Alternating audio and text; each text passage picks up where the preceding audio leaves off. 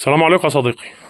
من كام سنة كده يا صديقي كنت عملت كام فيديو عن موضوع ان المصري القديم او القدماء عموما صنعوا جبال، صنعوا جبال، وان تم تصنيع الجبل ده من طفلة وحجارة، تمام، ورملة. فلما قلت الكلام ده ناس كتير هاجمتني وقالت لي مش عارف ايه والكلام ده، فكان لازم احرق دم العيال الهبيده دي.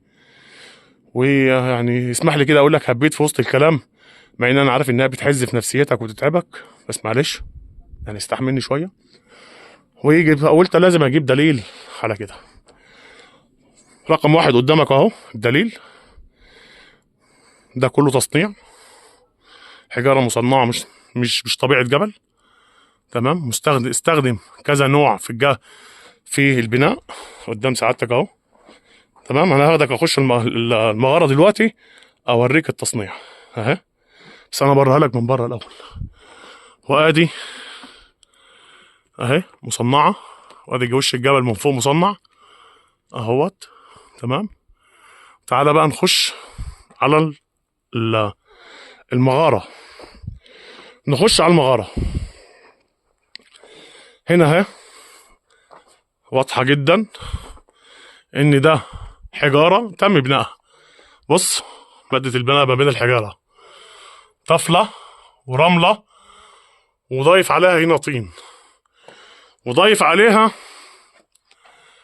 قش قمح او رز تقريبا، تمام كده. اهي حجاره اهي، كل ده مبني واستخدم كذا حجاره، ودخل فيها الحمرة والطوب الاحمر، ودخل فيها احجار اخرى اهيت، وبنى الجبل.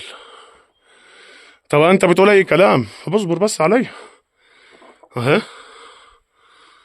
تمام كده. تعالى بقى اوريك الجبل من الجنب التاني، تمام،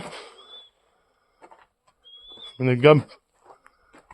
الجبل التاني، تمام.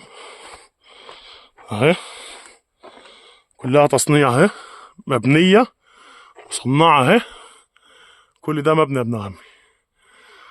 طبعا انا متعود مع متابعيني اني ما اتكلمش في شيء غير بدليل. مصنع كله اهو الجبل اهو، وده جبل اهو احنا في اوله. ده يا ابن عمي اللي المفروض يكون اسمه الجبل المصنع. وبكده قدرت اجيب دليل على المعلومة اللي قدمتها لمتابعيني قبل كده. انا احمد سفاري، ودي صفحة زي الاشارات ما بتقول.